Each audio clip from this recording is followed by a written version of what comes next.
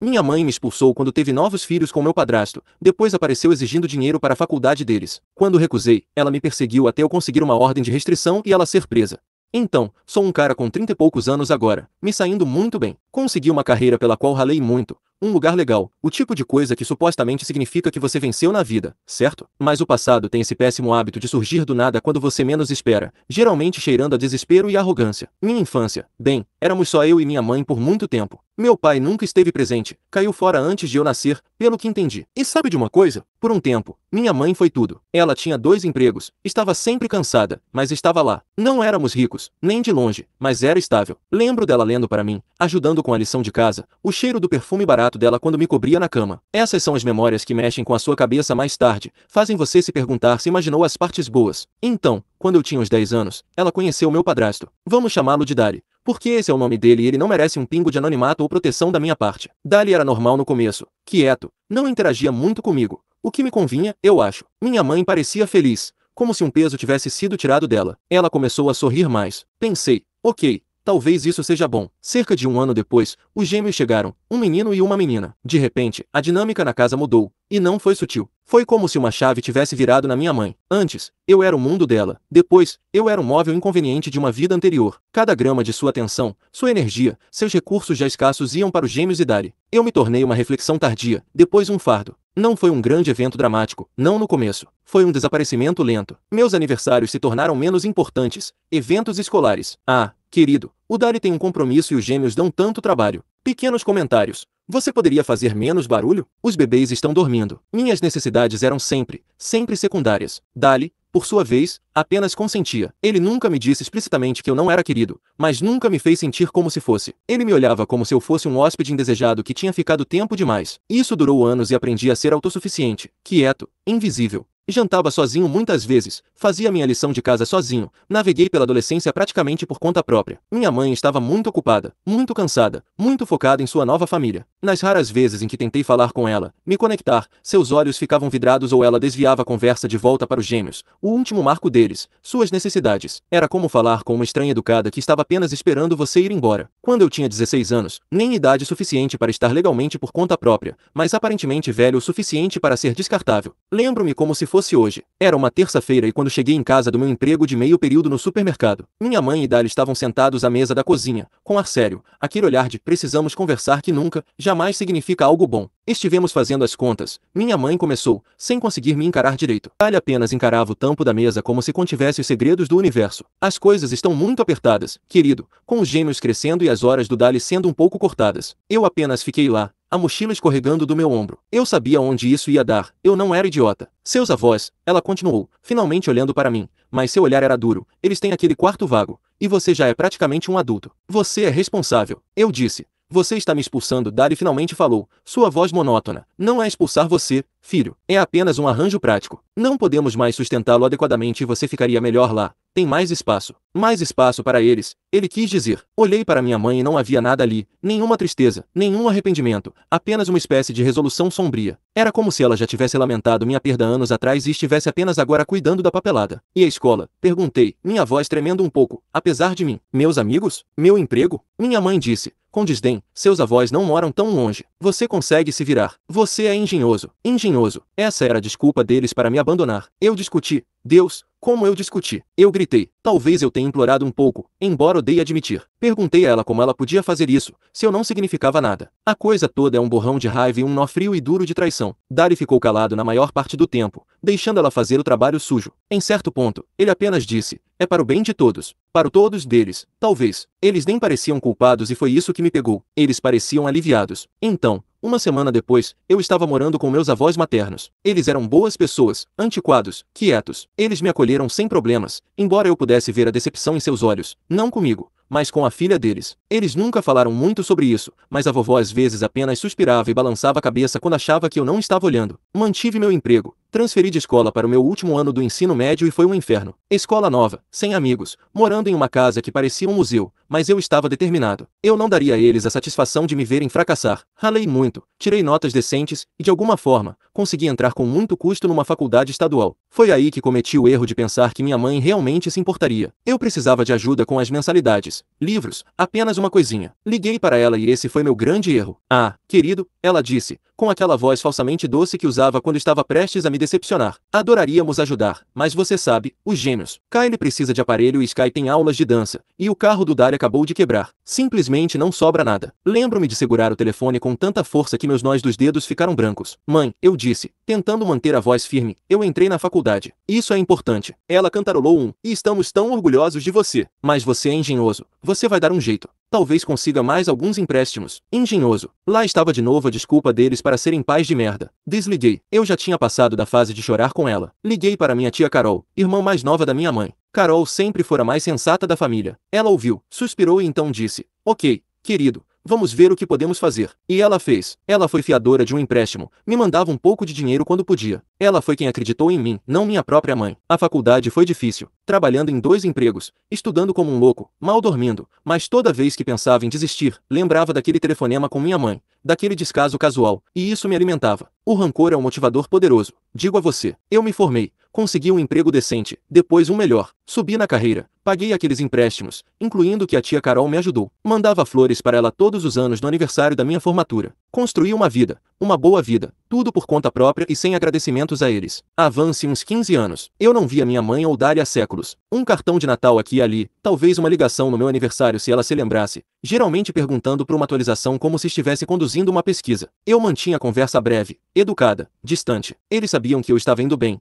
e Carol provavelmente deixou escapar alguns detalhes ao longo dos anos, pensando que isso poderia deixar minha mãe orgulhosa ou algo assim. Mal sabia ela. Então, há cerca de 3 meses, a campainha toca em uma tarde de sábado. Não estou esperando ninguém. Olho pelo olho mágico e meu estômago simplesmente revira. São eles, mamãe e Dari, parados na minha varanda. Quase não abri a porta, mas tive que abrir. Ora, olhe para você, disse minha mãe, radiante como se fossemos melhores amigos há muito perdidos. Este lugar é adorável. Ela tentou se aproximar para um abraço, mas eu me esquivei. Velhos reflexos. O que vocês querem? Perguntei, sem gentilezas, sem prazer em vê-los. Dália arrastava os pés. Podemos entrar, filho? Já faz muito tempo. A contragosto, deixei-os entrar no corredor, mas não lhes ofereci assento. Eles olharam ao redor, minha mãe um pouco obviamente impressionada demais, Dari parecendo desconfortável, como sempre ficava quando não estava no controle total da situação. Então, minha mãe começou, indo direto ao ponto depois de algumas tentativas estranhas de conversa fiada que eu cortei imediatamente. Ouvimos dizer que você está indo muito bem. Estamos tão orgulhosos. Eu suspirei e disse: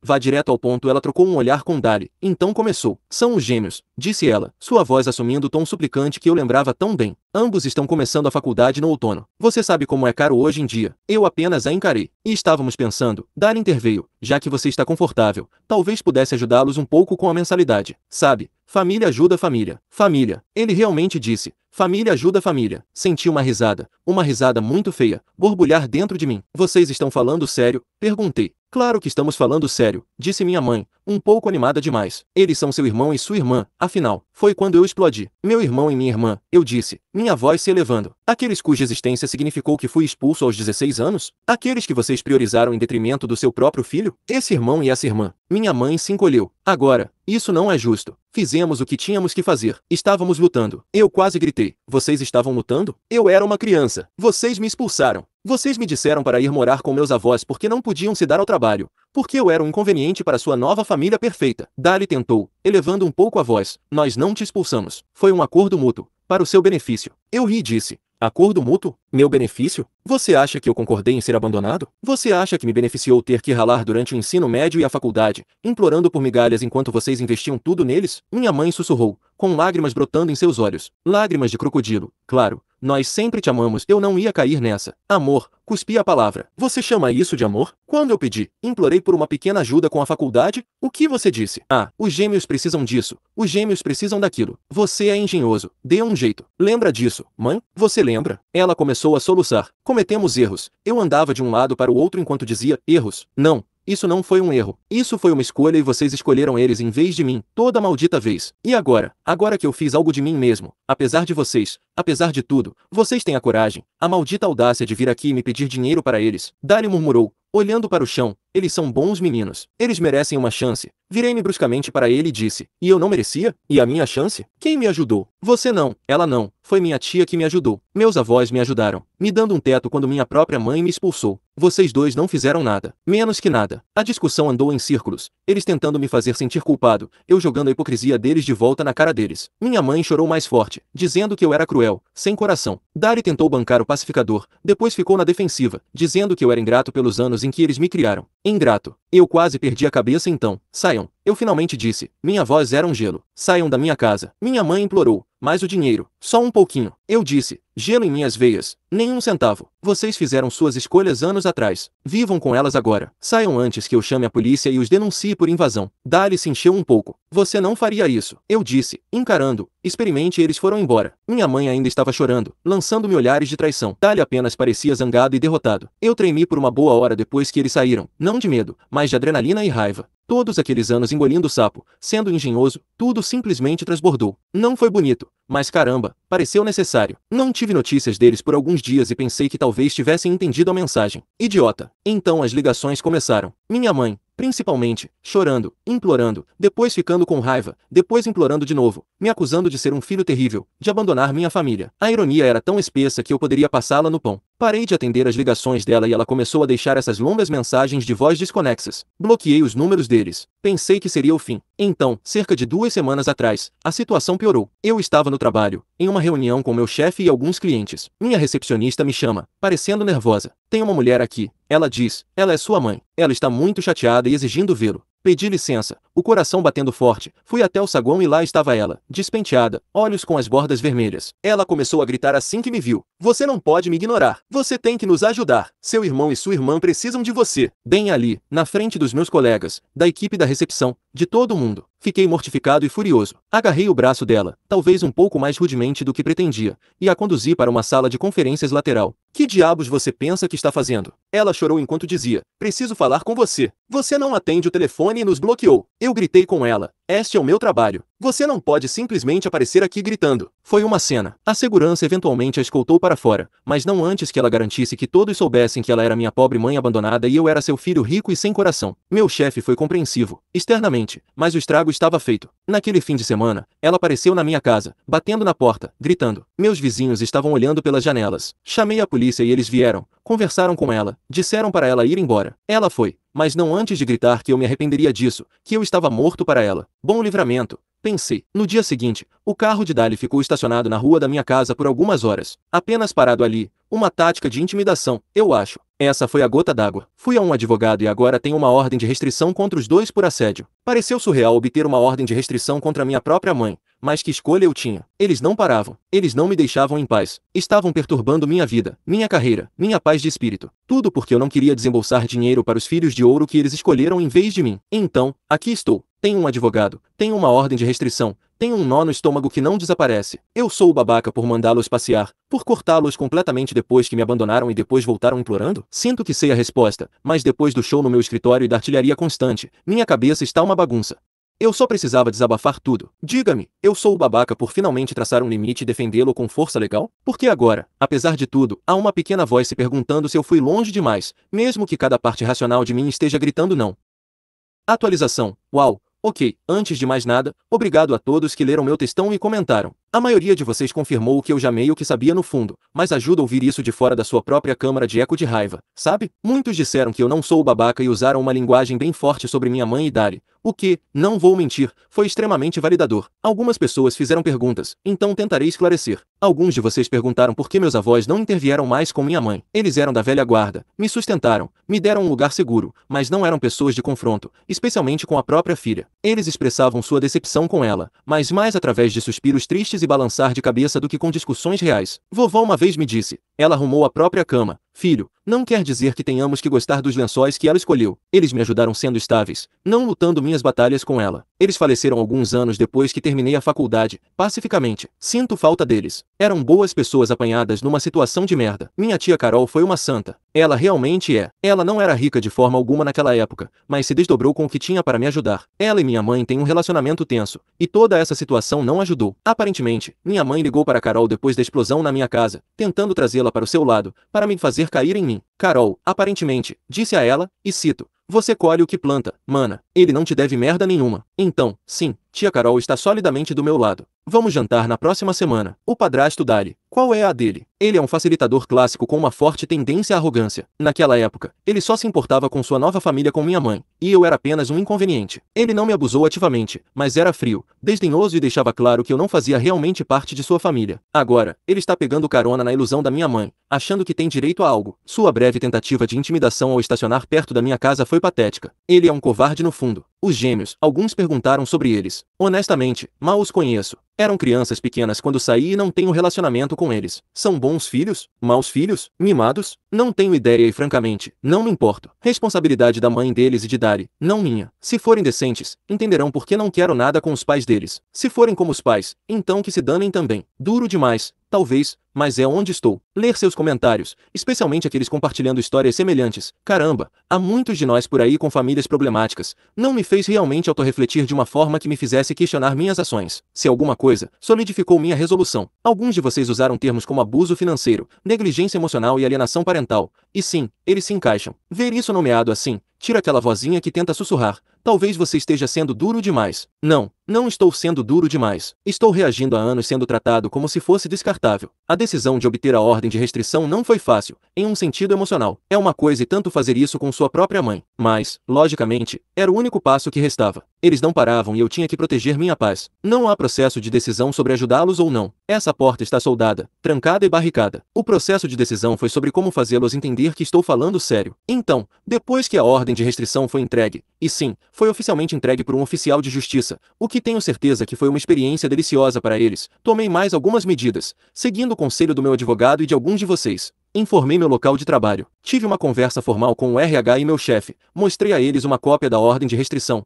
Expliquei a situação brevemente, profissionalmente. Eles foram surpreendentemente solidários. O RH sinalizou meu nome para a segurança e eles sabem que devem chamar a polícia imediatamente se minha mãe ou Dari aparecerem. Foi embaraçoso, mas necessário. Segurança doméstica. Atualizei meu sistema de segurança residencial. Mais câmeras, sensores melhores. Parece exagero, mas depois da visitinha de Dari, não vou arriscar. Documentação. Meu advogado me aconselhou a documentar tudo, cada tentativa de contato, cada avistamento de carro estranho, qualquer coisa. Então, agora tenho um caderninho preto. Parece que sou um maldito espião, mas se eles violarem a ordem, quero a prova. Bloqueados nas redes sociais, proativamente. Não uso muito, mas me certifiquei de que eles e quaisquer macacos voadores, comparsas, conhecidos estejam bloqueados em todas as plataformas. Não que eles estivessem tentando entrar em contato comigo por lá, mas apenas fechando todas as vias. Desde que a ordem de restrição foi entregue, há cerca de uma semana e meia, tudo está quieto. Sem ligações, obviamente, os números deles estão bloqueados, mas poderiam tentar de outros. Sem visitas não anunciadas e Dari não foi visto à espreita. É a calmaria depois da tempestade, eu acho, mas é uma calmaria tensa. Estou esperando a outra bomba estourar. Pessoas como eles, com esse nível de arrogância e ilusão, não desistem facilmente, não é? Ou talvez os papéis legais finalmente os tenham assustado a ponto de andarem na linha. Não sei. Tia Carol disse que minha mãe ligou para ela novamente depois de ser notificada. Aparentemente, minha mãe estava histérica, depois furiosa, depois se fez de vítima, dizendo que eu estava tentando destruí-la. Carol disse que respondeu à minha mãe: "Você está se destruindo. Ele está apenas se protegendo de você." Deus, como eu amo essa mulher. Segundo Carol, minha mãe então começou a lamentar sobre como ninguém a entende e como os gêmeos ficarão arrasados por não poderem ir para as faculdades dos sonhos. Carol simplesmente desligou na cara dela. Então, por enquanto, há uma paz frágil, ou pelo menos uma ausência de guerra aberta. Não estou relaxando. Ainda estou olhando por cima do ombro um pouco, mas está melhor do que antes. Obrigado novamente por ouvirem meu desabafo e pelos conselhos. É estranhamente reconfortante saber que você não está sozinho nesse tipo de loucura. Atualizarei novamente se algo significativo acontecer, como se eles realmente respeitarem a ordem de restrição a longo prazo ou, mais provavelmente, se um deles fizer alguma estupidez e acabar com mais problemas legais. Por enquanto, estou apenas tentando voltar à minha vida. Atualização 2, certo, já se passaram alguns meses desde minha última atualização, cerca de 3 meses desde que a ordem de restrição foi entregue, para ser exato. Muitos de vocês pediram um acompanhamento, então aqui está, tem a pipoca, porque este capítulo teve um clímax um tanto dramático, embora talvez não o que eu esperava. Então, por cerca das primeiras 6 semanas, não houve nada. Eu quase comecei a pensar que talvez os documentos legais tivessem realmente funcionado, que a ameaça de consequências reais tivesse penetrado em suas cabeças duras. Eu até comecei a relaxar um pouquinho, mas então, cerca de 1 mês e meio atrás, estou saindo do trabalho. É noite, escurecendo. Chego ao meu carro na garagem e quando estou prestes a destrancá-lo, ouço: "Você não pode fazer isso conosco." Minha pressão arterial disparou para Marte. Era minha mãe. Ela saiu de trás de um pilar de concreto, parecendo descontrolada, olhos arregalados, cabelo bagunçado, roupas amassadas como se tivesse dormido nelas. Dali não estava à vista. Graças a Deus eu, tentando manter a voz firme, já pegando meu telefone, disse: Mãe, você não pode estar aqui. Há uma ordem de restrição. Você sabe disso. Eu estava conscientemente tentando manter distância, lembrando de todas as histórias de horror sobre violações de ordens de restrição. Um pedaço de papel não vai me impedir de falar com meu próprio filho, ela gritou estridentemente, dando um passo em minha direção. Estamos arruinados. Os gêmeos, o futuro deles está arruinado por sua causa. Eles não podem ir para a faculdade. Os amigos deles todos estão indo e eles estão de coração partido. Eu disse, recuando lentamente. Esse é o seu problema, mãe, não meu. Você fez suas escolhas e agora você precisa ir embora. Agora mesmo. Meus dedos estavam discando 911. Ela então avançou, não como um ataque completo, mas agarrou meu braço. Você nos deve. Depois de tudo que fiz por você quando era pequeno, você era meu mundo. Eu gritei de volta, puxando meu braço. Você me expulsou. Ela tropeçou. Você me expulsou e agora está me assediando. Isso acabou. Ela berrou. Não acabou até você nos ajudar. As pessoas estavam começando a notar. Um casal caminhando para o carro parou e ficou olhando. Isso estava escalando rápido. Nesse exato momento, um segurança do meu prédio de escritórios, que deve ter sido alertado por alguém ou a viu rondando nas câmeras, graças a Deus pelo RH e sua vigilância, veio correndo. Minha mãe se virou para o guarda. Ele é meu filho. Ele está tentando destruir sua família. O guarda foi firme. Senhora, a polícia está a caminho. Você precisa vir comigo. Ela começou a chorar então, aqueles soluços que eu conhecia tão bem. Ninguém entende. Sou uma boa mãe. Ele é cruel. Ele é sem coração. Ela realmente tentou sentar no chão como uma criança fazendo birra. A polícia chegou em minutos e foi uma cena. Ela lamentando, me acusando, eu parado ali, telefone ainda na mão, tentando parecer calmo enquanto meu interior estava se revirando. Mostrei a eles a ordem de restrição. Eles conversaram com ela. Ela ainda estava reclamando, mas como ela estava violando ativamente uma ordem judicial e dada sua invasão anterior no meu local de trabalho, que constava no relatório, eles não apenas a advertiram desta vez, eles aprenderam e colocaram algemas nela, leram seus direitos. Ela gritava sobre injustiça, sobre como eu era um monstro. Foi surreal assistir minha própria mãe ser colocada na traseira de um carro de polícia. Dali apareceu na delegacia mais tarde, aparentemente frenético depois que ela ligou para ele usando sua única ligação permitida. Meu advogado estava lá comigo, pois eu tive que dar um depoimento. Dali tentou se aproximar de mim na sala de espera. Você fez isso. Está feliz agora? Ela está um caco. Meu advogado interveio. Senhor, você precisa se afastar do meu cliente. Você também é nomeado na ordem de restrição. Qualquer contato pode ser visto como uma violação. Dali pareceu que ia explodir, mas recuou, resmungando baixinho. Minha mãe foi acusada de violar uma ordem de restrição e acho que de resistir à prisão, porque aparentemente ela deu trabalho aos policiais. Ela passou a noite na cadeia. Dali pagou a fiança dela na manhã seguinte. As consequências disso foram significativas. A prisão dela tornou tudo real para eles, eu acho, de uma forma que a ordem no papel não tinha feito. Segundo tia Carol, que ouviu poucas e boas de um Dali histérico, que depois ouviu poucas e boas de Carol sobre facilitar o comportamento da minha mãe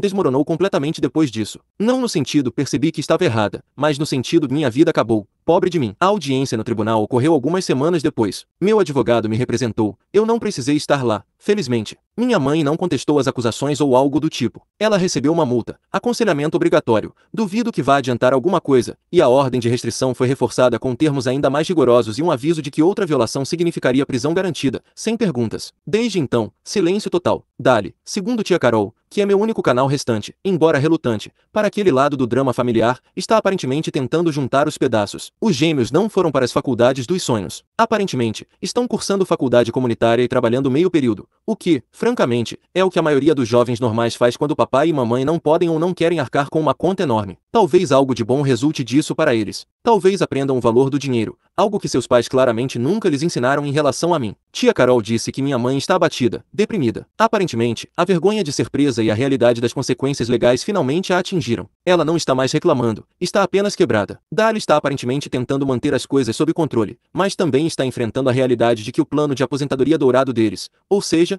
eu, evaporou. Se eu me sinto mal por algo disso? Pela prisão dela? Por ela estar quebrada? Não, não sinto. Isso pode soar duro para alguns, mas ela causou cada pedacinho disso a si mesma. Ela fez escolhas, décadas delas, que levaram diretamente àquele momento na garagem, na traseira de um carro de polícia. Eu simplesmente reagi às ações dela. Eu me protegi se ela está quebrada. É porque suas ilusões finalmente se despedaçaram contra a parede de tijolos da realidade. Então, acredito que essa seja a saga. A ordem de restrição está em vigor e, até agora, tem sido eficaz desde a prisão. Mudei meu número de telefone, por via das dúvidas. Meu local de trabalho está ciente e vigilante. Minha segurança doméstica é de primeira linha. Quero agradecer a todos novamente por lerem, pelo apoio, pelos conselhos. Significou muito durante o pior de tudo. Não prevejo mais atualizações sobre este assunto. Se minha mãe e Dália aprenderam alguma coisa, é que não vou recuar e a lei está do meu lado. Se não aprenderam, bem, as consequências para eles só se tornarão mais severas. Este é provavelmente meu último post sobre este assunto. É hora de eu seguir em frente completamente e aproveitar a vida que construí para mim, livre do drama e das exigências deles. Foi uma jornada e tanto, e não uma que eu desejaria a ninguém, mas acabou. Obrigado por tudo.